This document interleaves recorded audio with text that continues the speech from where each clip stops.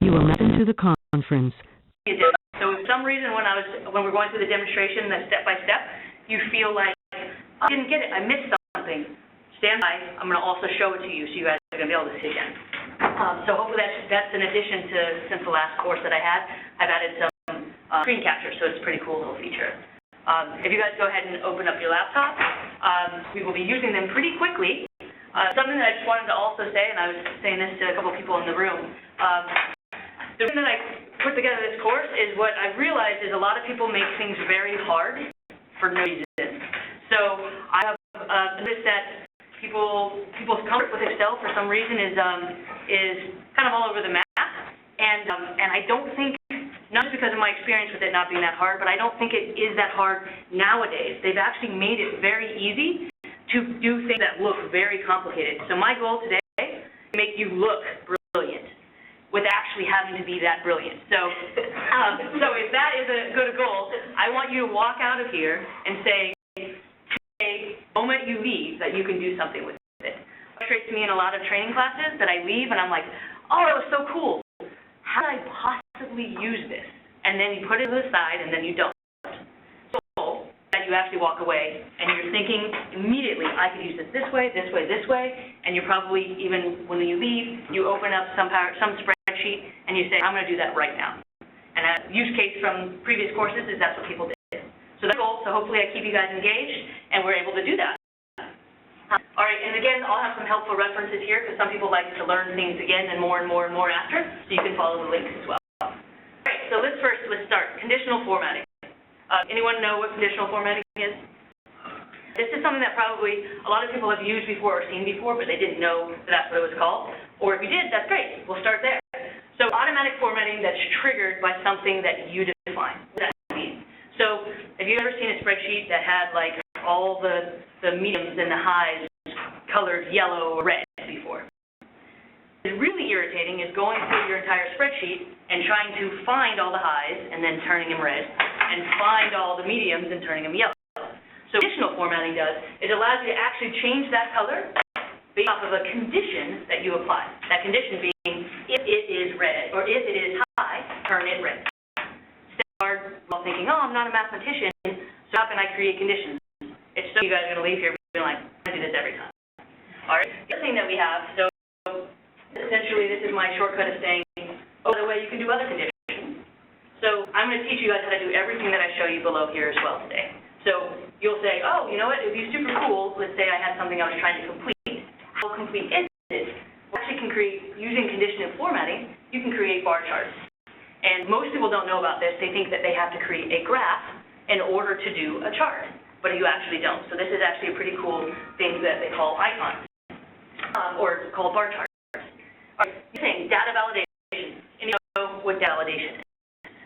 Most people think data validation is super complicated. It's a word that I don't use because it uses the word data, which sounds hard, and validation, which sounds like a science word.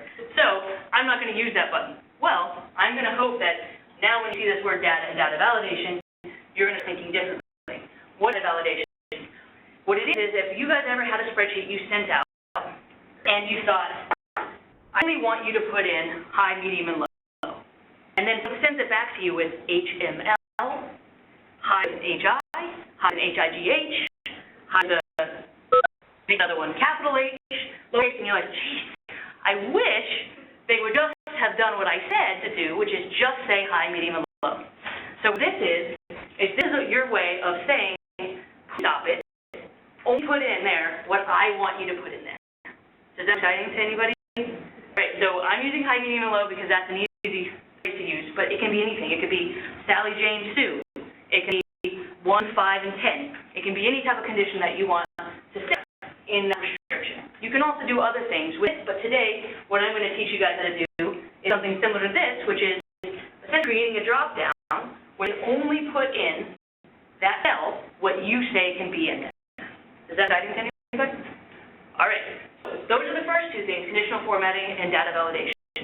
The next two things, which are the things that are probably the reasons that you want to be here, but I want to teach you the other two first because they're essential to be, we all want to look super smart, right? So those first two are going to help us look super smart, and they're going to be the ones that do all the math for us. All right, so pivot tables, if you have a large amount of data, so if you only have like 5 rows, you probably don't need a pivot table. But if you have a large amount of data, where something that's being duplicated, so it can basically auto-sort, auto-count, or some type of averages, is something you might want to use. It's in the old days, you had to use a lot of formulas to do something that a pivot table will just do for you. So again, we don't want to be mathematicians here. We want something else to be our mathematician, and that's what those are. So essentially, I'll teach you guys how to do something similar to this, which is you use the insert tab and the pivot table function, and you create something where it automatically will group together things, and then you're going to be able to learn how to create that and work with it a little bit. Anybody excited yet? All right, everything I'm showing you here, you're going to be doing, so this is not just theoretical. All right, the next thing is slicers. This is really the thing that when you leave here today, your life will be transformed. Because as soon as I saw how to do this, I was like, this is a game changer. I will no longer use a spreadsheet in any way without a slicer, okay? So how many times have you guys have to create, you guys have 5 different people you have to send a report to. You have life insurance or long-term care, and you have another business unit of RPS, and you have another business unit, and you create a custom spreadsheet or tab for every single business unit because they want to see information a certain way for themselves. Anybody? Had that happen? All right. And what you usually have to do is filter something, copy, paste the same data, filter something, copy, paste. So it's this complete time sink. When they know exactly what filters they want, they don't want to go through and have to, do all that work. What Slices is going to do is it's going to essentially give you the ability to see what needs to be filtered by buttons. So what you're enabling yourself to do is to create one tab with multiple buttons where someone can interact with the data where it feels like software. So when you have something and when you go online, you see something, you click something, something happens. What you do is you click something. If I click create, only create is going to show. If I click long-term care, only long-term care is going to show. So if I'm a business unit and I have a slicer for business unit, I need 4 tabs now. I just click that and it's going to take everybody else's stuff away. So this will be the most exciting thing. It will be the last thing I teach you. But everything else leads up to that, and that's the easiest thing to do, but you need to understand the basics before. All right? This is all we're going to learn today. So if you expected to learn anything else, I apologize, but we'll learn more another day. But these kinds of things we're going to learn today. So conditional formatting. Questions before I move forward? So conditional formatting, we talked a little bit about this. We said you put a condition of when something happens. So let's say when it's a high risk. What is going to happen? How are you going to format those cells? So when it is high risk, I want to make it red. All right? If the conditions are met, so if it says high risk, then formatting is applied.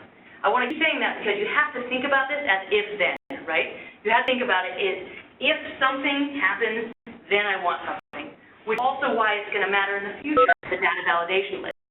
If it's high, I need little h, big H, little hi, little g. I need to be exactly what I'm saying, all right? So a couple things to note. You can control through conditional formatting. You can control the font, so type, style, and color, but you can't control that it turns, well, I don't know why, but that's something. So I can say if it's risk, you make it Arial. Why you want to do that, but you could. All right? Fill. If it's high risk, then make the whole cell red, or make just the actual words red. Border. I want you to put a border around everything that's high risk. I just want to be super bold because I'm distracted by red. Okay? And then number again. You have a number format. You can change that format if it has a certain condition. So this is again just me giving you a little bit more intro. Now do it. You ready? All right. So first thing we're going to do is we're going to go to the tab that says conditional formatting data bar.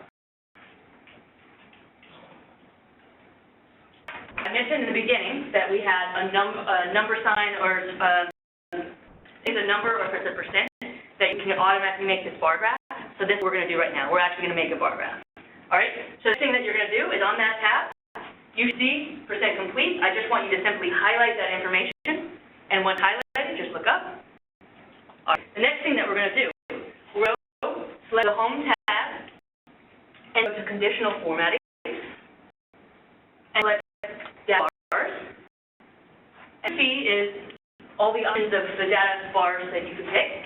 So go ahead and pick one, so you will get this nice little thing looking like that. Did they think that was hard? No. All right, pretty easy, right? And just in case you did, I have above showing you exactly what we did, which again is not hard. This alone is something that I think most people don't use, and it's something, if you're in, let's say, project management, very easy to say how I'm progressing or what my status is just by doing that. All right, is that cool? I'll show you a couple more that are just that easy. All right, so in order to clear that format, on the same conditional formatting, you can get clear rules.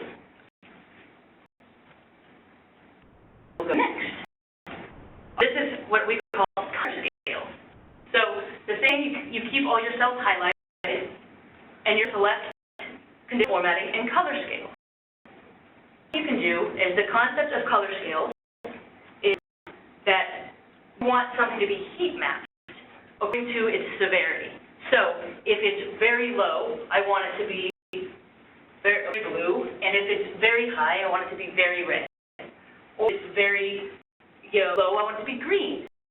Essentially, changing all of these heat maps will prevent you from actually having to put an individual condition applied. And this, again, is for numerical reasons. Right? So if it's a numerical number, it can create this map just by distribution. So if all of a sudden the 100% goes away, it redistributes which ones are the highs and lows.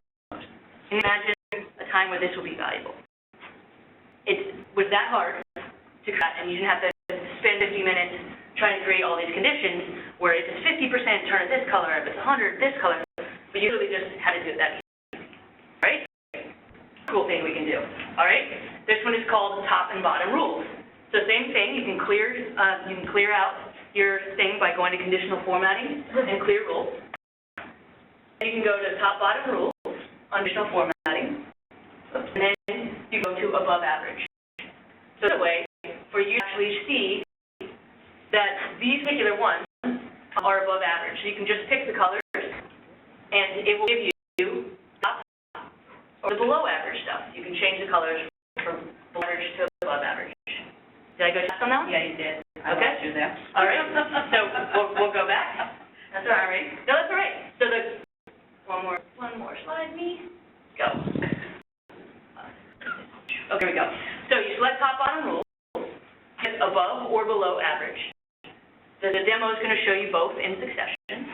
And so the concept is that after you've highlighted those cells, you want only the cells that are above average to turn this color. So you have to figure out what the average is. It does the math for you. And below average will do the reverse. It will automatically, when you do this, when you click above average, it'll be some pre-selected colors that you could fill or create custom, and I'll show you guys that a little bit later. But just basically do a drop-down, and you pick a color, and it will automatically give you those particular cells highlighted. And we haven't done any math, and mathematical things just feel a little bit smarter, right? I'm going to show you guys. This is similar to that, and it's greater than less than. So clear your rules, go formatting, and then the highlight cells rules. Something to note, and we'll talk about later, is other things that you can highlight, which includes text. But right now we're going to just focus on greater than and less than. Okay? So the greater than and less than is exactly the same concept, but let's say I have trouble when anything falls than 75. So I don't care about the heat mapping. I don't care about the average. I just know trouble is under 75. So that will allow you to basically put this less factor in, and then essentially all you do is you just put in the number right there.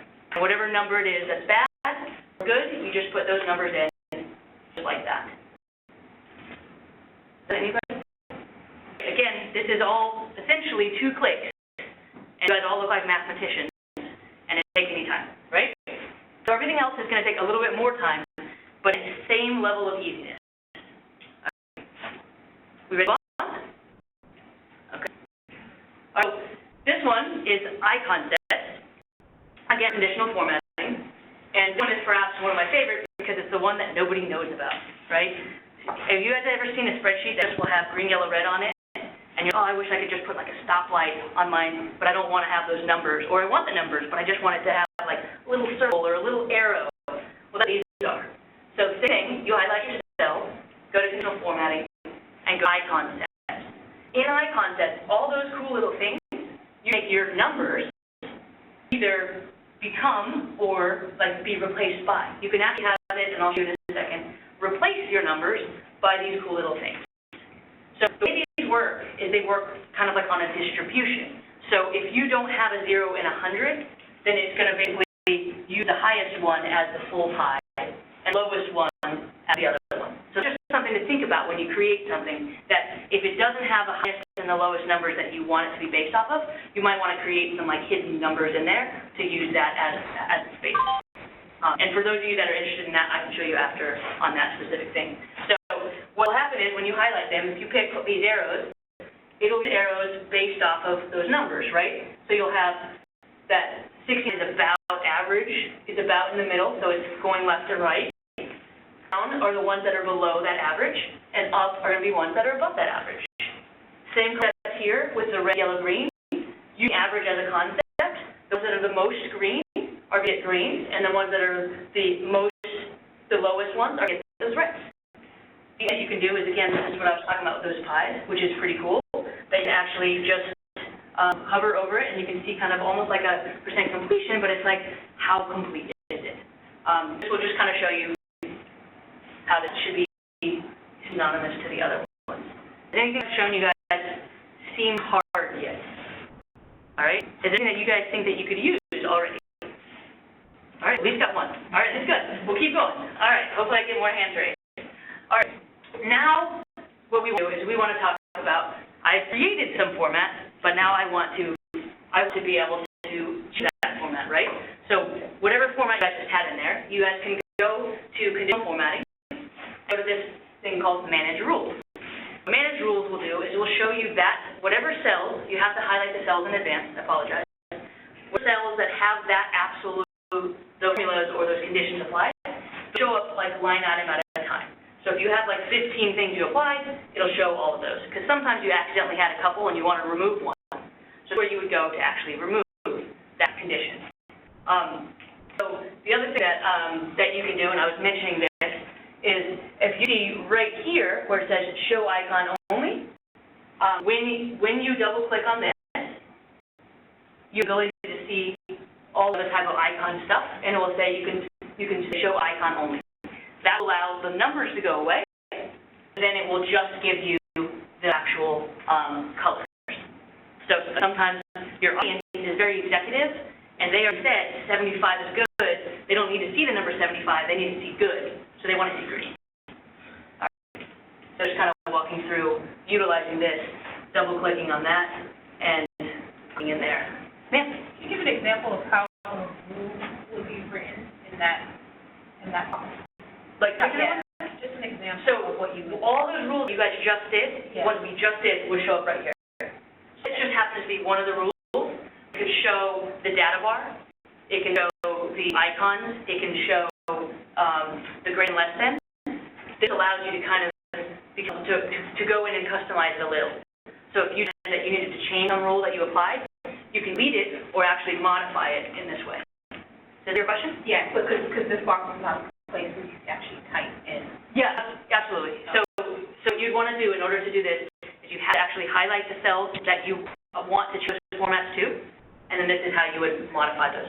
Do we have any questions or anything on that? Okay. Any other questions?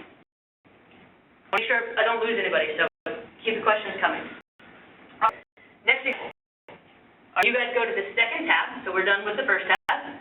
The second tab, and this is going to be often many people use dollars in what they're doing, right? You have to do budgets, you have to do things, and most of the time when you're playing with money, you care about it spending more than you meant to spend, or approaching some type of number that you didn't mean to, right? So what I want to teach you guys to do is how to essentially compare two columns and make one column show up a certain color, if another column, if it's greater than or less than another column. Make sense? All right, so the first thing that we want to do is select the cell that we want to format. So we're going to select the 215,000 in the project 1. And we're going to create a new rule.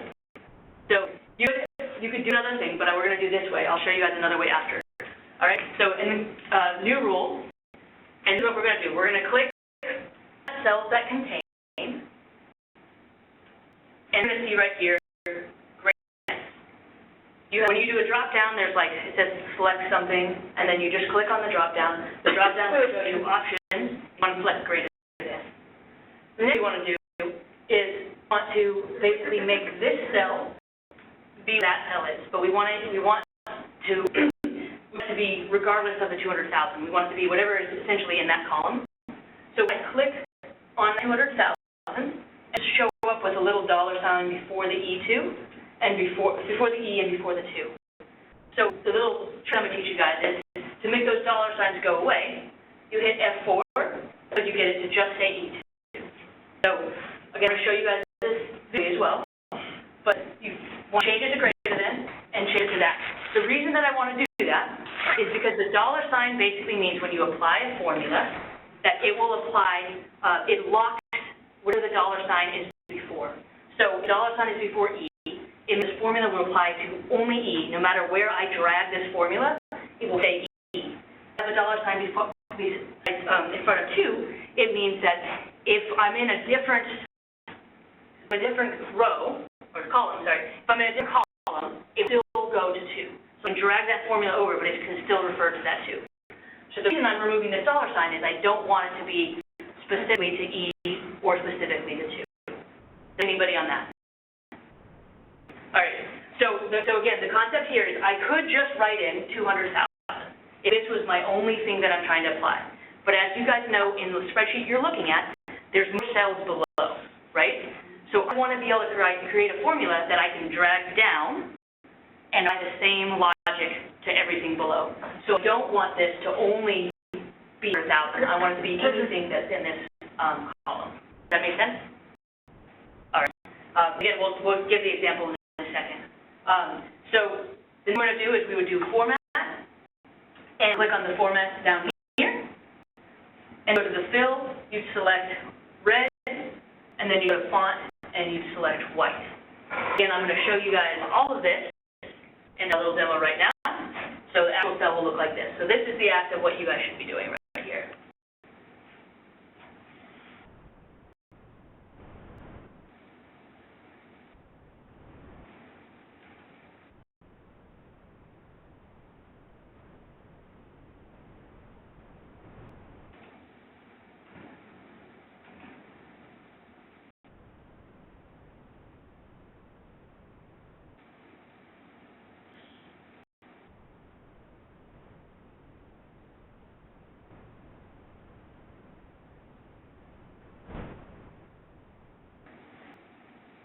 I wasn't fast with my mouse drag, I apologize.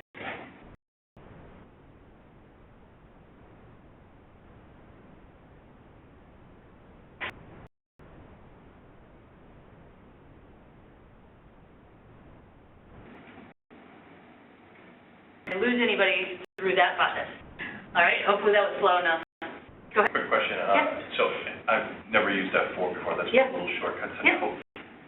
Spent many times trying to get rid of. Yeah, I know. So like you click it and you create a whole new cell. So F4 just does that if you're actually have the cursor in a reference? That's correct. Okay. Does F4, if you If you're not on that, F4, does it do anything when you're you're in the cell that you're trying to change that to. So it actually applies when you're doing a really long formula. You can do the same concept. Yep. All right, so what I want to do is, I think that way was a little bit harder and a little bit easier way. Both ways you can use, but it's the same thing. I'm going to do an easier way. All right, so, and this is in a later version of Excel, which I didn't know this way until just recently. So, if you guys remember, when we were on the highlight cells rule, I mentioned that greater than and all of those other things existed right there, right? So I want you guys to click on 215. Yes, clear the cells of the rules that already applied if I didn't already, if you guys already do that. cells rules and then grid it. So it's the exact same thing that we just did. It's just an easier way, right? So now, now it has 215 just automatically popping up in here. Change that in a second. What we're going to do is we're going to go to custom format, which is we just did when we clicked the button format previously. So, just like before, now we're going to change that format, and we're going to change it to the red with the white font. All right. So after I do that, what we need to do is make sure that it's greater than the correct cell. So what we do right here is you're going to click right on that little button, and you're going to go over to the 200,000, and then you're going to just like that, and just like before, we're going to hit F4 until we get it just E2. I personally think this way is easier feeling. It doesn't look complicated, but it's the exact same action that we just did. It's just a different way to be able to create to create this condition. All right? Does anybody in that? Does anyone like this one better than the other one? All right. It's essentially just as easy, but it's just how your brain works. The other one looks more complicated because you have to click a couple things. All right? So this is just basically showing you how that happens, and showing the greater than, pick the format.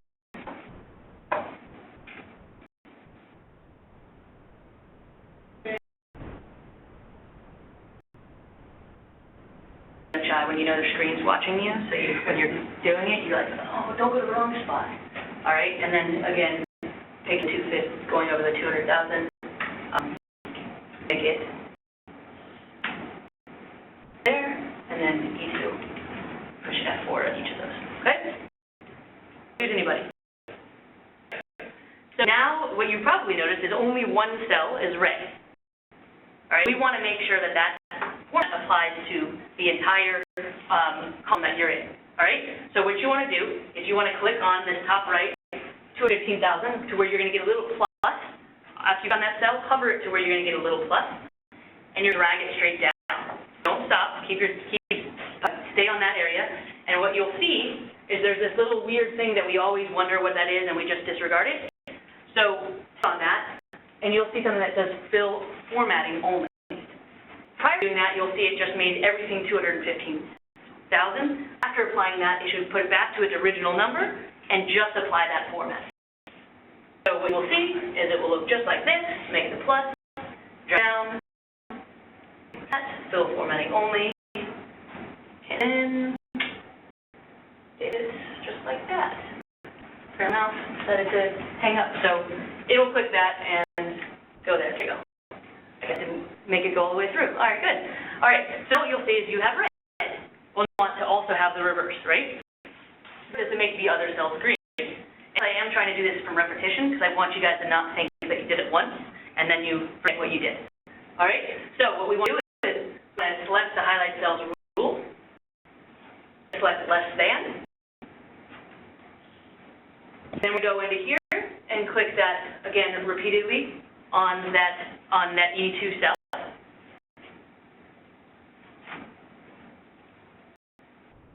And custom format, etc. And again, you could do it the other way, so I'm just showing that right there as well. And you want to do the custom format to green and white. Anybody. Should be exactly the same steps you just took. Just do less than. And then you're going to also do that, the fill formatting, like before.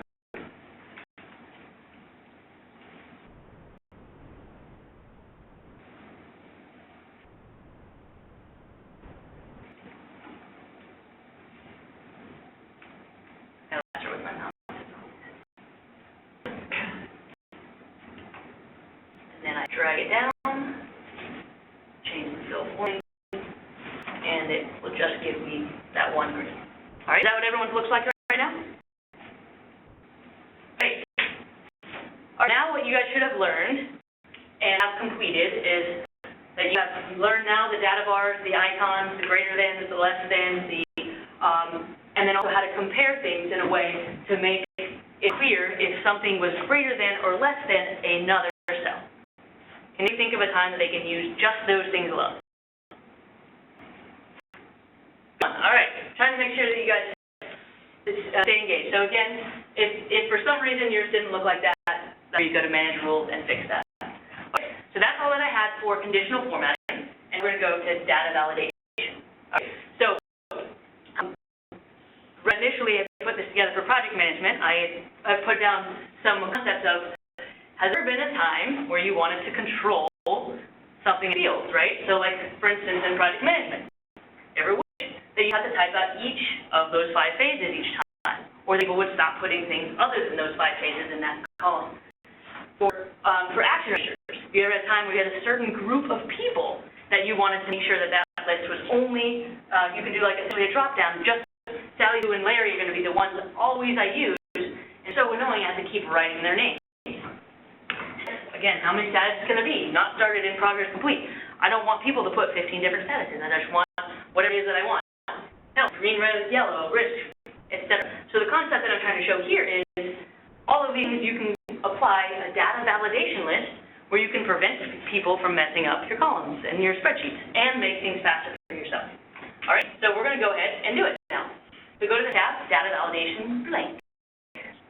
What you see, you're going to see in each of the columns, you'll be directly below it, what I like to call lookups. The only reason I call them lookups is to use my brain like a VLOOKUP. It looks up something else for that. It's not actually called that. That's just what I call it, so that's why I call it lookups. So essentially, I put all the lookups directly underneath it, and we're going to basically create, I'm going to teach you guys how to make drop-downs for all of those right above. Right? Here we go. So all I can do is, starting with the PMS phases, just highlight the stuff below PMS phases, ending at row 10. And then we're going to use the data tab, and we're going to click on data validation. What you also see is that there's something that says data validation. Again, click that. So data validation, data validation. So the thing is under settings and allow, so it should default to this. It says any value you want to select list. And after list, so now, as we've said, I want to create a list, which is a controlled list where I'm going to put, these are the only things that it can be. So now I click on this, would be for the source. What is the source of my list? Numbers, conditions, what do I want to put in those cells that I've highlighted? So go ahead and highlight the ones directly below it, which is the create through sustain. And I note here that even though right now we are highlighting these, we've already written them, you could actually type those here, create, comma, refine, comma, evaluate, comma, etc., and it will have the exact same effect. The reason I put these in here is so you guys didn't have to type them, but sometimes you want you to be in there, and sometimes you want it to be something that you look up because you don't want to have to go find all the cells that have that condition, so it's easier if you just have that one place. All right? And then hit enter, and okay, so it should look just like that. And this is me showing you how to do that. So highlighting it, data validation, clicking validation again, then clicking list, and now the source, and we're going to pick what the source would be for all those cells. So we'll highlight all those cells, and okay.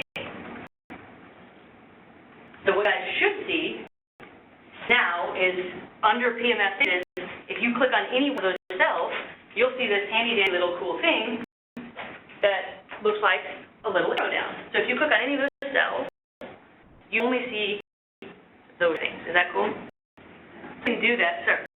Just a housekeeping thing, I don't know, in case you reuse this. Yeah. The first 2 rows in mine were already set up. Oh, they were? All right. Just that I must have defaulted. That was just to help you cheat.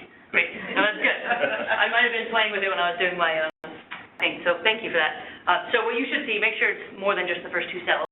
That is a condition that's applied. So now like I said, what you can do is you can click on that drop down and you'll see that there's the create, refine, etc. just in that. So how that can be really helpful is, one, I don't have to remember what those 5 things were, because sometimes you go, what is that? And you can also make sure that no one puts anything but that in there. Often you'll send out an email that says, hey, in the first thing, put this, and in the second thing, put this, and the third thing, and you lost everybody, and then they start just doing what they think it means by that time. So this prevents people from thinking and just doing exactly what you want them to do. All right? And now because I want you guys to, it's the use test, the fast test, I want you guys to do the same thing over and over again. I want you guys to do the same thing for owner.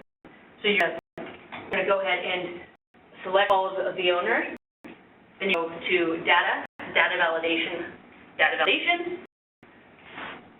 you do list, then you go to the source, select Joe's Larry, and OK. Go to status, and make sure you get all of those completed, and just look up when you are done.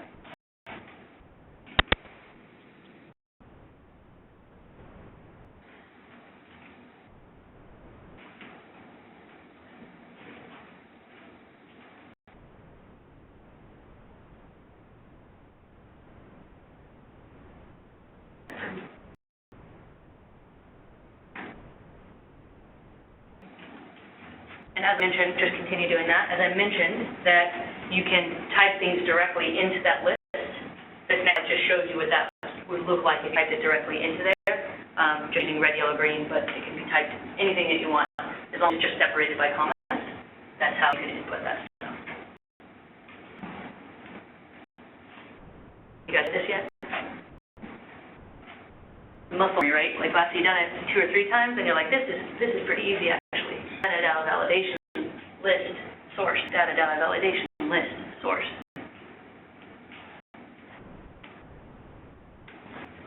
You close?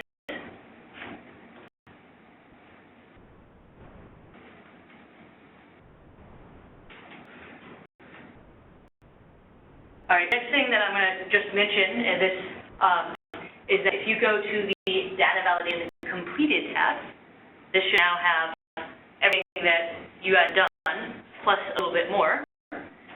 What you guys will see is I've also applied some other conditions to overall health and the risk rating.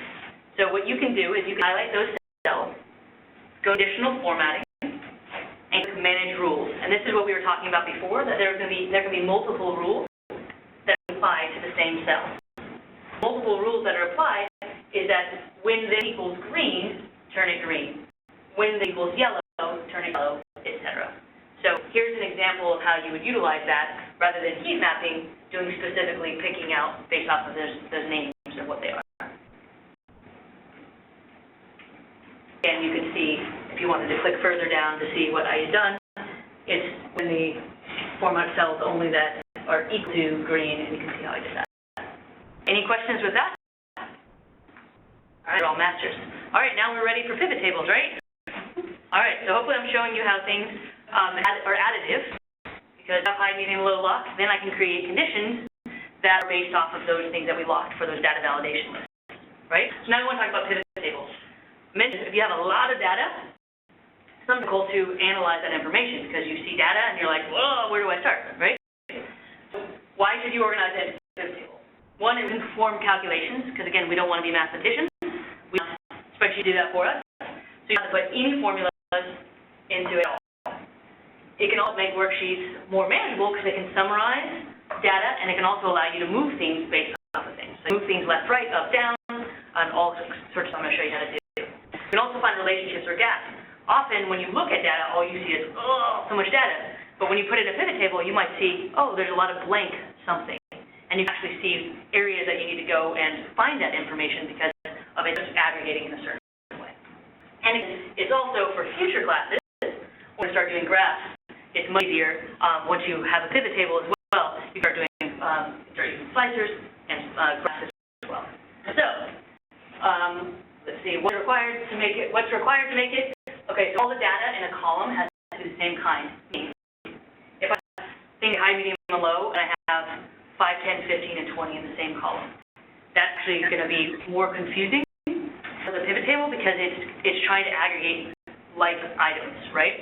So try to make sure that your column has all of the things under that header. So if the header is status, make everything underneath that is a status. If the header is print, make everything underneath that is percent, because it's going to aggregate things, assuming whatever the header is. Right? Lost anybody yet? We want to make sure that there are headers, right? So if you just have random numbers everywhere, it's not going to be able to pivot. It doesn't know what you're pivoting on. It's like, are we pivoting on 20? Like, what is going on here? And all the data has to be located in no place with no gaps. The reason underlining no gaps, what people do when they're trying to make things pretty is they'll put like 3 cells together, and then they'll put a space, and they'll put 3 more columns together, and then a space. So I figured out a good workaround, because sometimes we still want it to look that way, is usually you can put a 0 or thing there, like an X or something like that, and then just turn it white. Turn the cell, the text white, so you can't see it, but it won't make the pivot table break. Because they'll be like, oh, I can't do the pivot table. It's because you created that space, okay? So that's a little tip and trick that I learned the hard way. And a little thing that you should also think about, you should make sure that it has duplicate values. Again, if you have 1 high, 1 medium, 1 low, and that's it, you probably don't need a pivot table because you can see it, right? But if you have 15 mediums, 12 highs, 14 lows, then you probably want to do a pivot table because you need to actually be able to aggregate a massive amount of data that has the same factor. And it should include some numerical information. This is if you want to use count things and percentages and things like that. If you could just make it be like another master spreadsheet, but to utilize it in its whole way, you'd want to have some type of numerical data or date type stuff. All right, so now we're going to do it. So to create the pivot table, we're on that completed tab, and you highlight everything from deliverable down to low. And then we're going to go to the Insert tab and click Pivot Table. Now, fortunately, I already created an existing tab called Pivot Table, or Pivot, or something like that. Pivot, I think. So go ahead and click that. And we're going to go ahead and say the existing worksheet is going to be that specific cell. So if I picked A1, which is the top left. So usually when you click Pivot Table, this is going to show up. We're going to go down to where, right below New Worksheet, we're going to click that little button and turn it to Existing Worksheet, and we're going to click the top cell on that worksheet, which is 1, and we're going to hit OK. It looks like this. Is that a thin worksheet instead of new? That's correct, in the existing pivot worksheet. So here, as you see, existing worksheet, click the location, and you down, click test, hit enter, and okay, did I lose you? Yeah. I didn't pick up my range. Okay. Make sure that everything is highlighted, including the headers, because again, remember that pivot table has to have headers. So this turns in when you're applying conditional formatting, then you just want everything below the headers. Right? So it's repeating up on the screen. So there's something that was lost. You just follow this. Did we miss something on for you? You highlight all the cells. Yeah, I'm not Click insert. flowing. I'm sorry. That's a little bit of different behavior than what. What's happening up there? Yeah. Okay, When go I ahead. click existing worksheet, Yeah. and then I Source. the source range, Mhm. I just get a little dialog box that says create pivot table, and it's asking me to name type in a range. So here's what's happening with you guys. Gotcha. So when you go, let me go back one. So right here, when you click existing worksheet, you actually have to click on this to change the source. Yeah. When you click on that, then you have to go click on the actual tab that says pivot. Then you click the top left cell, which is 1. So I don't have the thing showed up.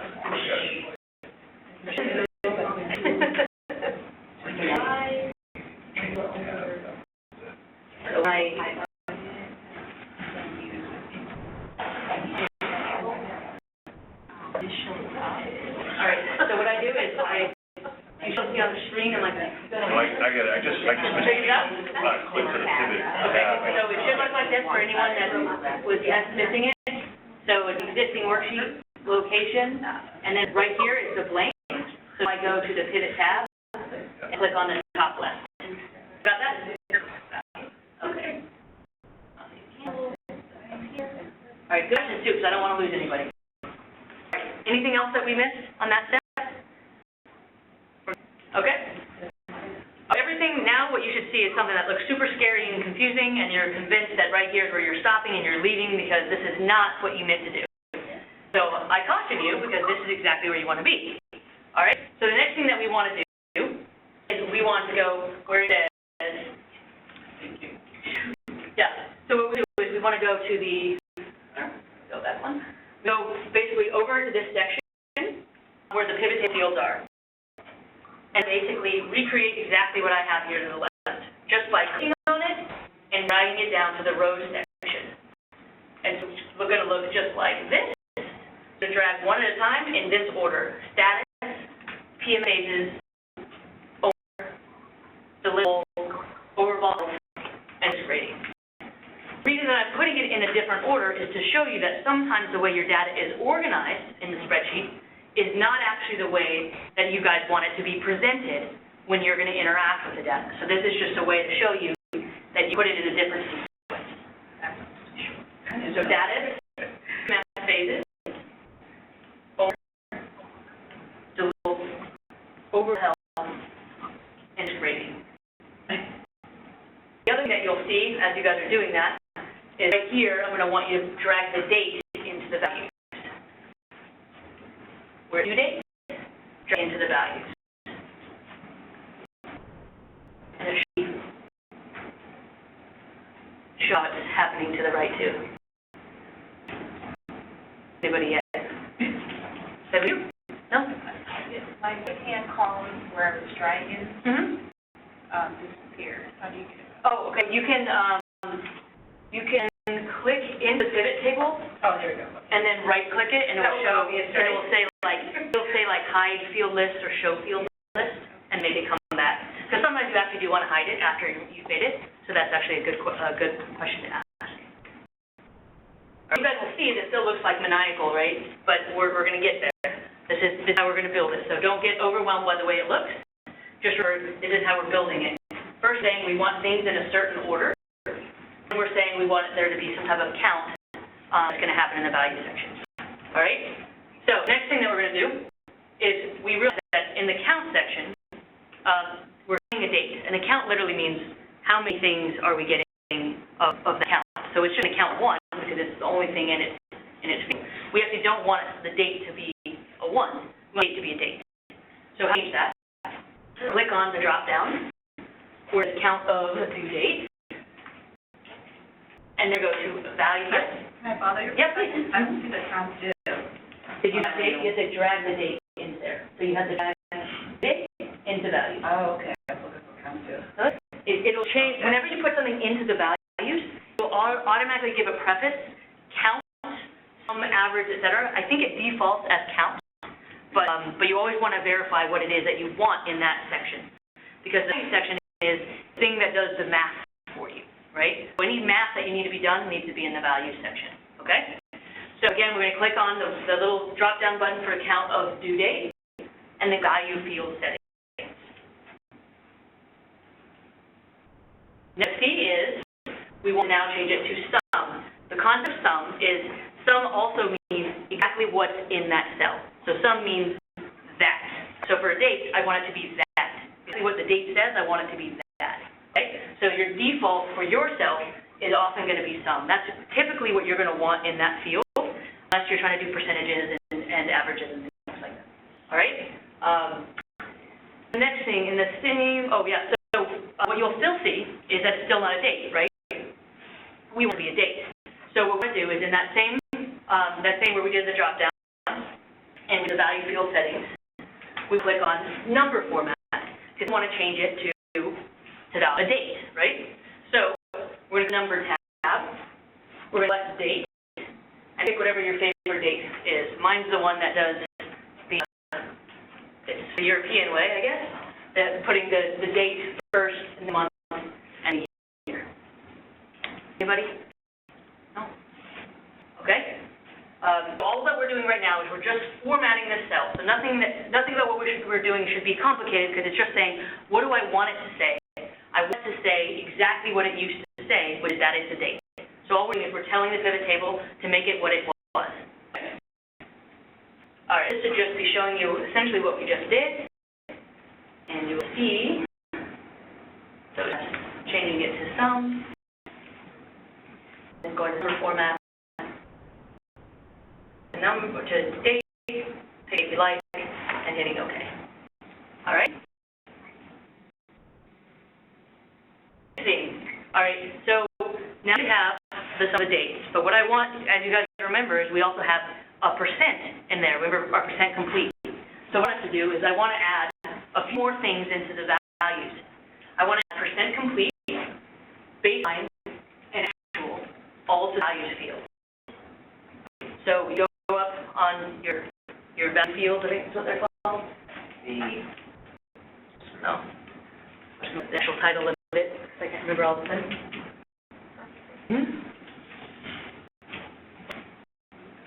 Too much break. That's right, we're good. And you're going to just basically drag it down, and now we're going to change what those are. Because as I said, there's going to be situations where you don't want it to be a sum, you want it to be something else. Something to note, when you have a percentage, you don't want it to have a grand total at the bottom summing all those percentages, because that will be like 800%. So a way around that is to make it be the average, because the average of itself is itself, but with grand total at the bottom, it will average all those percentages above. Okay?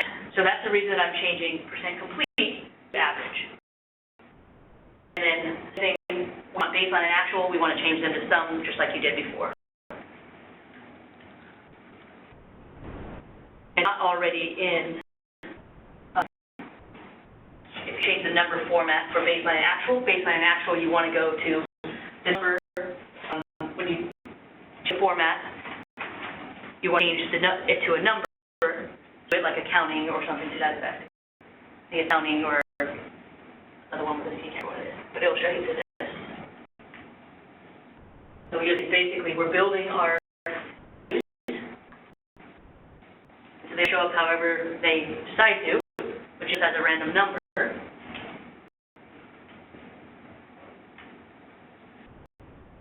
See, changing these to the average, so that way it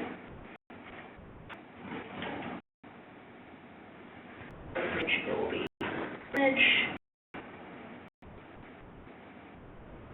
I move decimals on my percentages for the sum of baseline and actual. I'll change that number format just like this. We're going in, and I'm going to click on the accounting, the decimal places. I'm going to have a $sign and comma, and hit OK. I'm going to do that for both baseline and sum of actual. Lost everybody? Do you have any tips? I know you gave us some tips on, making some of the summary rows averages. What about on the date columns where, like those? Yeah, that one I don't have a workaround because it will give some random weird, date. But what I'm going to show you is also how to remove those sum things, so that way it's not straight. Are we all cut up? Good. So again, you still should see it. This still is kind of crazy looking, but we're starting to get some stuff that might be meaningful. This is good. And I am intentionally giving you a real-life scenario of how your numbers will show up, because I think if I just teach you the best-case scenario and how things look, you won't know how to fix them. So I'm trying to show you how to fix them. All right? So as I said, it still looks weird.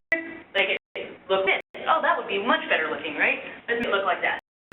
All right? So the next thing that we want to do, and you kind of alluded to this, is we go to the Design tab, and we're going to have something that says Show in Tabular Form. Make sure you click into the pivot table first, because that doesn't show up. The Design tab won't show up. So click into the pivot table anywhere, Design tab, Report Layout, and then Show in Tabular Form. What it's going to do is essentially it's going to start to make it look left to right, as opposed to this indent kind of situation. There's another way to do it. This is the way I used to do it until I got smarter. Is when you right-click anywhere in the pivot table, you can actually go to pivot table options, display, and you can do a classic pivot table view. For all of us old schoolers that used to use pivots in the past, that's the way to basically make it tabular. So tabular is the way of saying the classic view. So, all right. All right, this is where you were alluding to, is like, oh, these subtotals look kind of like something I don't really want it to say. So now what we can do is we want to remove all the subtotals because they're really distracting. So you're going now to the design tab, again, click in your pivot table, and click on subtotals that do not show the subtotals. What you see is all those things just disappeared. Again, the old school way of doing it, which you still can do, is you right-click on it, and when you right-click on that particular column that you're in, you can actually delete a subtotal per column. So sometimes you want only certain subtotals, and this is a way to actually go in and remove one at a time. This one's cool when you can just do all of them, because if you have a lot of columns, really irritating to do it one at a time. Good? All right. So next thing we want to do, we want to do add that conditional formatting, because the one that I showed you, and you guys all learned how to do conditional formatting. Now we want that in our actual pivot table. All right? So now we want to highlight the step in the overall health column from the data validation completed tab. Then we'll click buttons. I don't know if anyone uses this. This is one of my favorite buttons. If you don't, we're going to click Format Painter. This essentially is imagine you have a paintbrush and you're dipping it into the paint. When you format Painter, you're dipping it in, but now you go paint something. So what we're going to paint, we want to paint our pivot table. All right? So now we're going to go back to the pivot tab with our paint now and ready. And literally from right overall health, drag down to close risk register, we're going to paint the column with that particular formatting. Did I lose anybody? Format Painter, on the Home tab, on Format Painter. All right, so I'll back up again. Go to the Data Validation Completed tab. See the overall health column. That one should already have the format applied, meaning you should see the red, yellow, greens in that section. Highlight all the cells underneath the header. So if I'm on that tab, it was underneath overall health. Highlight that. Now go to Home tab and click Format Painter. This is doing is it's dipping your paintbrush in the paint, but now you need to go paint the cell that we want to have that same condition applied. So now we're going to go back to our pivot table, click on the pivot tab, and we're going to go to the overall health column, and we're going to paint the cells that we want to have that particular format. That's pretty cool, right? So if you've never used Format Painter, welcome to the most cool thing next to slicers. Format Painter is something you can use on all Microsoft Office products. I think maybe Project doesn't do it, but pretty much everyone does. Word, Excel, and PowerPoint. So if you ever have like a bullet that's indented and you want it to be the same indent, same thing. Dip the paintbrush, and then where you want. So what you'll see is, oh, surprise, surprise, I'm going to make you do it again. I want to do the same thing for risk rating and the same thing for the sum of actual. So again, the steps will be go to the Data Validation Completed tab, highlight all of the cells underneath risk rating, go to the Home tab, click Format Painter, and then go back to the Pivot tab and paint all of the risk rating cells that you want to have that format applied. Does it work? All right, same thing now. We want to go back to the Data Validation Complete tab. We want to highlight all the cells of sum of actual, and we want to go back to Home tab, click Format Painter, then back to the Pivot tab, and we now see sum of actual. We're going to paint all of the cells. Did everybody get them to turn the color? What color you said? You didn't. I did. Yeah. Okay. So see, here's my interactive, so you can watch this if I lost you. I'm going to show the tabular stuff too.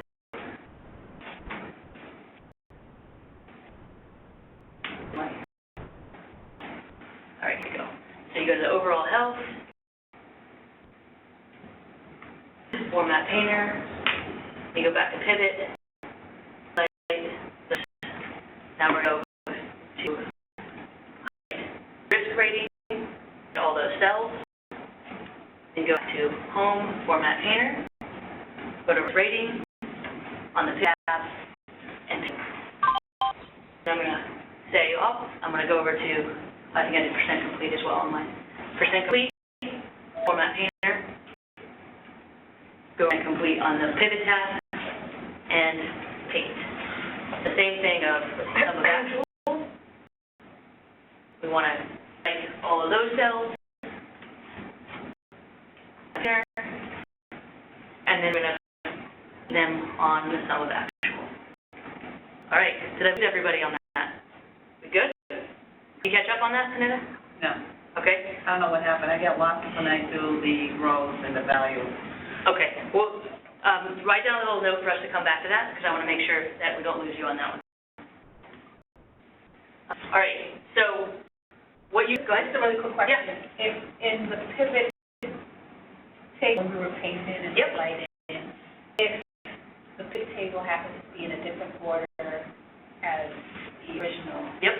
it still highlights the paint the way it's supposed to. Absolutely. That's what So here's actually a good point. So what you'll notice is that we have created some data validation in the beginning to make sure that we're using the same words, right? So then when we're applying them over here, they're the same words. So we have consistency. Remember I made you guys push F4, so that way it didn't matter what row or column was in? I didn't mention that, but the reason is it wasn't going to be in the same cell when we moved it over here, because it would have had to have been in E, but it's in like F or G, and so I wanted the format to be independent of what cell it's in. So that hopefully answers your question. If for some reason you and it didn't work, that's in a situation that you forgot to remove that $sign. So you can actually go to that manage rules, and you can change the cells that it's applied to, like it might be defaulting to E, and then just move it to F. Does that make sense? Yeah, it did Yep. highlight it the way it was supposed to. I just noticed that it was sort of a different order Okay. of paint from the original. Yeah. Yeah, that's the cool thing about if you set up your conditions right, then you can use that information so you can keep on your source file and all that data that's all crazy. But when you want to look at it in this way, you still can have that formatting. And I think a lot of people think when you have a pivot table, like, oh, well, formatting's out the window. And I think that that's exactly where you want the formatting, right? All right, any questions on this before we move forward? Last quick thing. Yeah, please. Can anything that you showed us, Yep. pivot, like, anything, can your source be in a completely different spreadsheet, or does it have to be the same spreadsheet? It can be, but I wouldn't recommend it because it breaks links very easily, and it will actually make it kind of spin for a really long time. Like you can do it, but I would recommend keeping it here. You can create several different tables in the same thing, and if it gets super complicated, you can actually have, when we get to splicers, you can actually have splicers that will work on both, as long as it's the source file. So we'll talk more about that after that. Okay? Any questions? Are we lost on that, Fernanda, or did you catch up? No, I'm Okay. good though. I Okay. understand the whole concept. Okay. When doing it, Okay. it didn't work. Okay. All right. More practice then. Yeah, absolutely. And again, these slides will also be available, which is why I made the screenshot, so that way you guys can do that. I didn't want to give it preemptively, because then, All right, so this is the other thing that's pretty cool, right? So you can actually move things now that they're in this pivot. You can move them left to right, up or down. And let's say you want high to be the highest, and then medium to be second, and low to be the lowest, as opposed to having like yellow show up first, you want red to show up first. So use this thing where you can click on, right-click on any column or row, and then you click on move, and then actually move wherever you want it to move. So here's an example. I actually have it. I didn't do the example. So essentially, what it is you can move something left to right or down. So like I can move progress over. I can move the columns this way, that way. I move exactly up or down, just doing that move. So what's really cool about that is on your spreadsheet, if you move stuff and you have filtered it a certain way, that filtering only really applies to that situation. When you move these, it refilters from left to right. So if I move status to the left, it's going to filter all the completes first, then the in progress, and all the whatever, right? If I move order first, it's going to filter by all Joe's things first, then it's filtered by Steve's, etc. If I move deliverable first, it's going to filter by all of those deliverables. So whatever one I put to the left to the most is going to be the one that's filtered and sorted by that way. This one will be filtered and sorted within a particular column. So again, it'll aggregate all the complete within create. It'll aggregate all the in progress within deliver. Does that make sense? So this is a really cool feature because you don't have to go up to the sort, filter, blah, blah, blah buttons. It's just drag, drag, move, move. And the other thing that I was pointing out here is you can do that move left, right, up, down thing, or you can actually physically drag on it and move it left to right. The only with the physical drag is sometimes you click on it and it doesn't grab it, so it's sometimes easier to just do that move. Or sometimes you want to just move it in a certain spot. Something that you want to note, and I think you alluded to this earlier, is that the conditions are now applied, like the formatting, to specific columns that they're in. So if you move the overall health or risk, conditions still exist on those virtual places, but now they've moved. So it's pretty easy to update because you can essentially go to Format Painter, old row, and then paste it back here, and then so it's invisible here. Like Steve won't turn red because I have a condition that says Steve turns red. So if you push Steve over here, it's not going to make it turn red. As you guys all learned, managing rules, you can manage rules or clear rules if you don't want it to apply to certain columns anymore. Is that any questions? Is that pretty cool? All right, so hopefully what you're also starting to see is that garbage that you had kind of on the spreadsheet, now you're enabled to interact with the data in a way that's kind of cool. So what should hopefully make you want to do, another thing I wanted to mention, is changing the source data. So sometimes that source data, like they had, source data being that tab that was completed, that you did the pivot table off of. Sometimes you add something to that, and you're like, oh man, my pivot table is not showing my stuff. So make sure that you update the source data. So what it is you go to Find tab, change source data, and then change data source. Change data source, I can't read. And then you're going to highlight the revised range. So again, if you have now created another row below, another column to the right, you're going to re-highlight that new information. That will allow you to have that source data. And then, so here's another way. It updates inside the original without changing the source data, and you want them to be updated. So what that means is, let's say something was high, now it's medium. But your pivot table is not reflecting that changed. So you make sure that it updates. So make sure you update it is you go to the Analyze tab, and you go to the Refresh button. And then you basically just click Refresh All. But the other thing that you can do, so you go to the Refresh button, and it'll say Refresh, I think, one time, or Refresh All. It has a couple different refreshes. Just Refresh All. Another thing that you can do, and you don't have to ever do that, every time you open the file, if you want it to just update, if somebody went and updated stuff, you would click inside any cell in the pivot table, right click Options, and go to the Data tab. What you would see is click Refresh Data when opening the file, and then change Automatic to None. I don't think, yeah, there it is. So you go to the Data tab, Refresh when opening file, and then you would change, where did the Automatic go? Oh yeah, change this where it used to say Automatic to None. So that's just a way to make it automatically update every time you open the file. So it's nice to have, but often I'll do this anyways, just because I want to make sure that it happened. So Just the first sentence on the slide again. So if you made updates inside the original data range that you based the table on, with changing the source data, what is that? The source data is you created a pivot table, and that information that you created that pivot table from is the source data. So where the completed tab, where you did that from, if you change information in there from high to medium to low to Joe to Steve to Sally or whatever, if you're looking at your pivot table, you're like, hey, I changed that to medium. Why is it not showing up medium? It needs to be refreshed. So the pivot table essentially needs to be shook up and recalibrated. So recalibrates it. Is that sense? Yeah, I guess, Conor, you made updates inside the original range, but then you say without changing the source data. So original range, so let's say the range was A to A. Yeah, on your Okay. validation. So I made a change on column C. So that's inside A to F, Yep. but it's now different. C used to be high, and now it's medium. So now medium to be reflected in my pivot table. So I changed it in the original information Right. to, and now in my pivot table, it's still showing high. I want it to no longer show high. I want it to show the updated the updated information, and I click refresh all. Then, does it? Yep.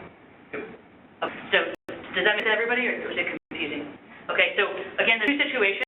You can have a situation where you change the source itself, meaning that you've now had additional columns or additional rows.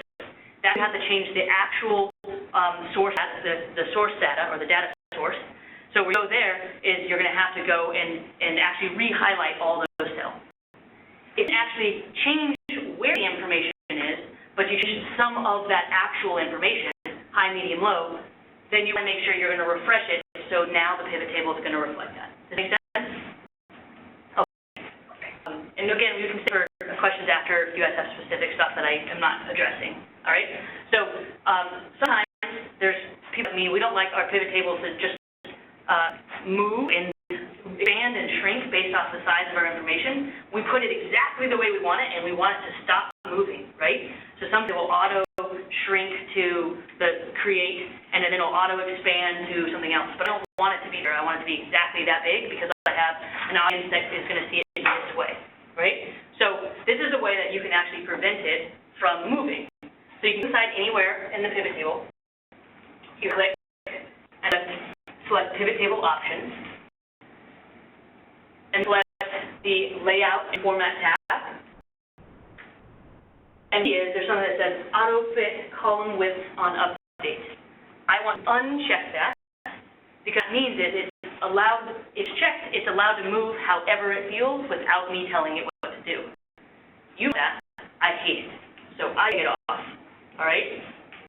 The other thing you'll notice in here, and I think I mentioned this a little later, is the preserve cell formatting on update.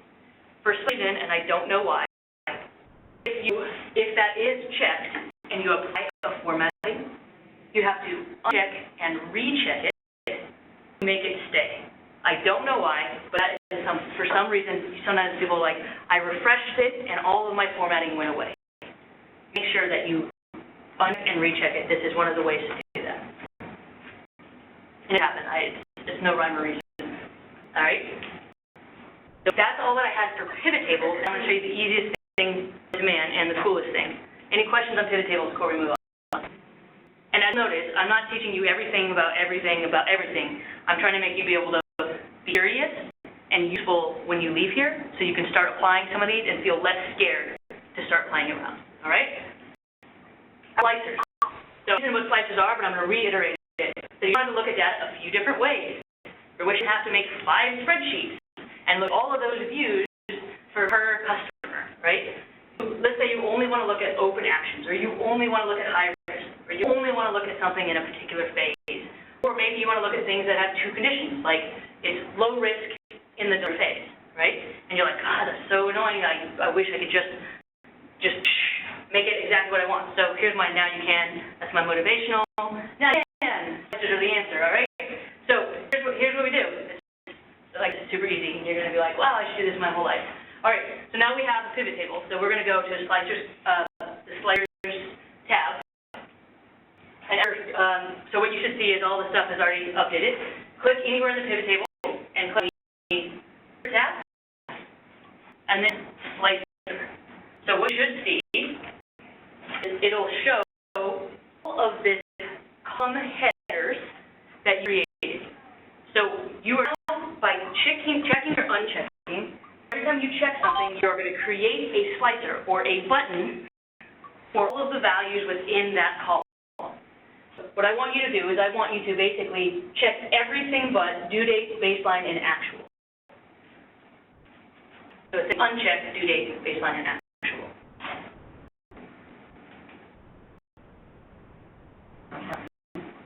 Button. So you click in the pivot table. Okay. Just click in it. Then you click on the insert tab and then insert. Do you have that? table, pivot table. So insert, like right there. And then unclick, when it shows up what type of slicers, it's asking you a question, and it's saying, what kind of slicers do you want? And I want all of them but those. The reason I didn't pick the other three is the other three don't have a data validation that we created, and they have random things that I don't want to aggregate anything by. Like, for instance, 215,000. Do I need to have a button to find all the things 215,000? No. But do I need to have a button to find all the things high? Probably.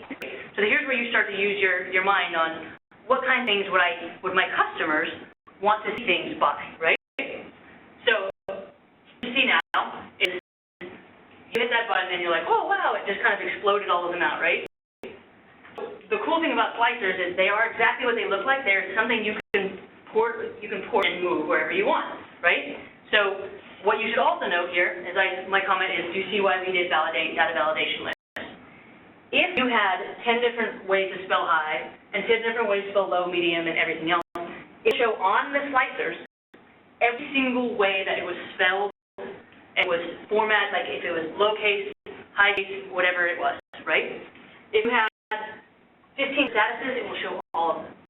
If you're trying to aggregate information in a way that is meaningful, you want to control the amount of time, the amount of different views that it can be, right?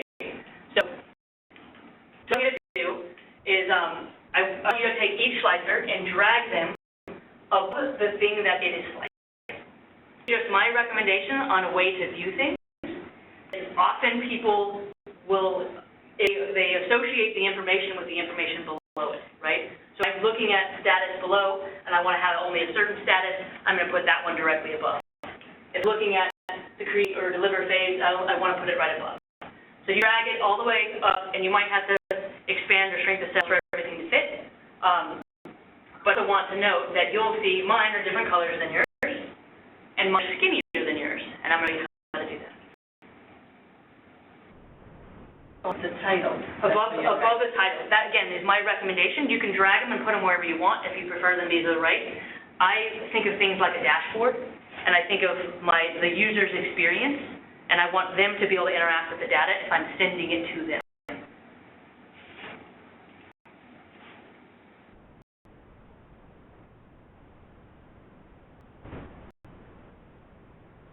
If you guys are starting to get excited and you start clicking around and stuff, you might see things move, and I'll tell you how to make it stop moving in a second.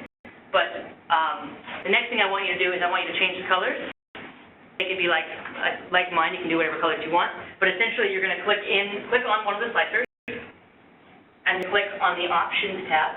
I think that's the last one, and then you'll note that there's all these cool different colors. So you pick it. It's that simple. You want yours to be green, you want it to be, like if you think about your audience, my audience usually doesn't like a whole lot of dramatic colors. It's meant to be dramatic, so I usually mute things by making them like gray or light blue or something like that. If I think that they're going to interact with the most, I might make it a more dramatic color. I can make it orange for the high, medium, low, because I want them to know that that's where you're going to find that. All right? And the other things that I want you guys to do is to make the buttons smaller. So again, the buttons right now are like half the page, right? They're super big. So I'm going to shrink down the size of those actual buttons. So what you're going to do is you're going to right-click on the slicer, and then right-click and select Size and Property. And you're going to see all the things that I have to the right here. First thing we want to do is we want to go in the Position and Layout, which should be the first section of words, and go to the button height. Just hit the arrow down once, down to 0.2. Typically what I move all of my buttons to, so just one arrow down. I think it starts at like 0.26 or 0.2 something, higher than 0.2. Shrinks it about readable. It's clickable, but without it being so large. All right? What you also see here is where it's number of columns. If you wanted it to be, like let's say you had only 4 things, but they're skinny words like high, medium, low, you can actually make more columns left to right with the same pivot slice, or the same slicer. So it could be like high, medium, low in it, all in the same slicer without it having to be a scroll up and down. So you can change the number of columns here, up and down. All right? The other thing, again, I don't like when I when things move and I put it somewhere and I told it to stay there and it didn't. So it's my way of stopping it. So in the property section of the format slicer, you go to don't move or size of cell. What is, I put it where I want it, so please don't move it, regardless of what you think. That's my instruction. You can also change it to a couple different, move and size of cells. What that means is the cell gets bigger, expand with it. The cell moves to another column, move that slicer with it. But it means that if it picks something and that column doesn't have any values and it goes away, the buttons will overlap. So that looks really unsexy, so I like that overlapping. I like to keep it on don't move or size, and just, I do this last after I've set up my dashboard. Okay. So this is just going to kind of show you how I did the formatting.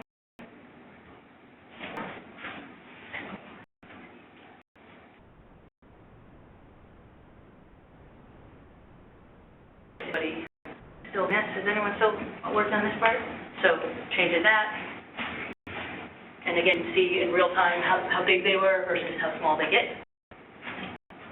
And then the properties where we don't move or size of cells. All right, so thing, right, now you guys have it all built out. So now you can start clicking on those buttons.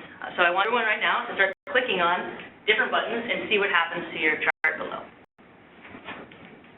What you notice is that when you select something, other buttons kind of dull or gray out.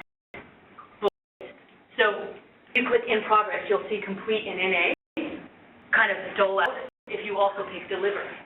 And the reason that it does that, what it's saying is, if something is in progress and deliver phase, there's nothing that is completed or NA in the deliver phase. But it actually is telling you something with actually having to do any analysis. So if someone actually said to you, in progress, is to create your sustain, you actually don't have to even look any further. You can look straight at your buttons and be like, nope, there's nothing in that phase. So it's kind of a cool thing. It accidentally, you gain out of these pivot or out of these slicers, like information about that. You all probably notice is once you click on the buttons, you want them to like go away. Like I want to click on other things, so unselect. So how you do that is you go to the top with a little X looking, like a filter X. You just click that and it will clear it out. And then click on all the slicers that you want to get in. No limit to how many slicers, like you can have a slicer click, like you have 5 slicers, you can have something clicked on every slicer.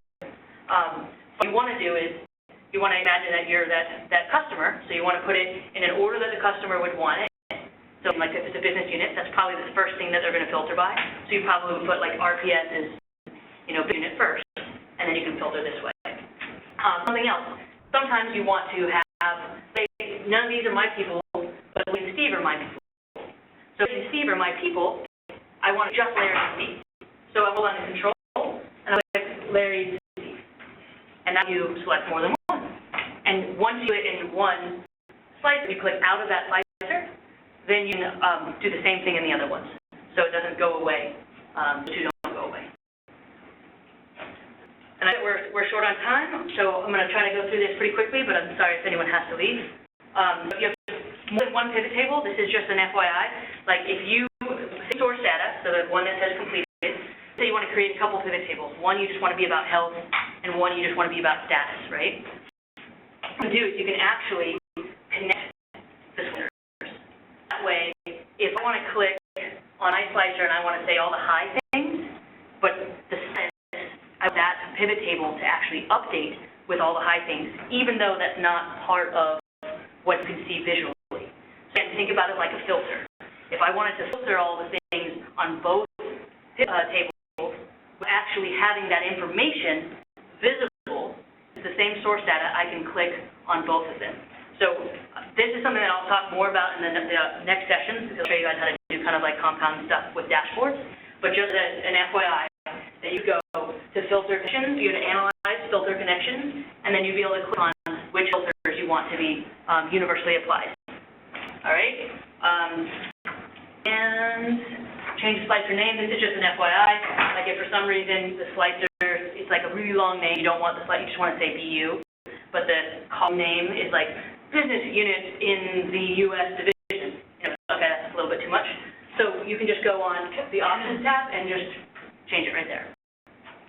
You can also change it by clicking on the slicer, selecting slicer settings, and then changing it right there. I actually do this quite often because I think that the names are longer than I want to be on the slicer. And this is just like that, imagine what you can do in your chart, which is making charts where you click on a button, chart changes. And that's going to be my next class. So that's all I got. Any questions? Did I whet your guys' appetite? Did I get what you were expecting to get out of this class? You guys think you can do something with it? We'll go around the table. Can you do something with this? I think so. You can do something with it? Yeah? Sure. Yeah? What about you? I might. You might? I might take some Yeah. lessons. Well, this is the thing that I'm hoping that you guys walk away from. Everything we did, if you take bite size, is not difficult. If you just look at the finished product, and you're like, oh God, there's no way.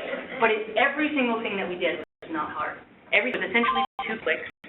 And I do actually a semi-complicated thing because I will show you how many different ways that you can do it. But just take it one piece of information at a time, then you can really digest it. If you just have something you want to do, I'm going to compare actuals versus baseline. I can do that.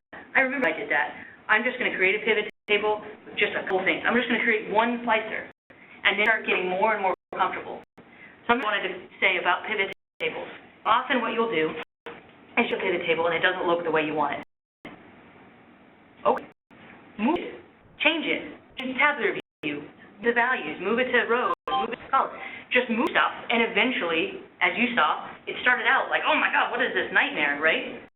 But all you did is just one at a time, you start changing little things. So if you're comfortable enough to say the beginning of it not looks like the end, then you're fine. So anything you guys want to add? You think that you can use this? Absolutely. Good. Anything to use? Can you use this? All right. We're going to end a survey after this. I really appreciate any feedback you guys have on not just the course itself, but the content and any future content. And we're going to make, an ongoing series of teaching you guys stuff in Excel and other Microsoft Office products. So thank you guys very much. Thank you. Will the presentation be available? Yeah, we're going to send out, well, it's huge. That's what I was going to say. I can't send it, I have to send a link that everyone can access. So, yeah, we'll do that. Thank you guys very much. And it also is going to be in a recording so you guys can send other people as well. Ah, sweet. Yeah. Thank you guys.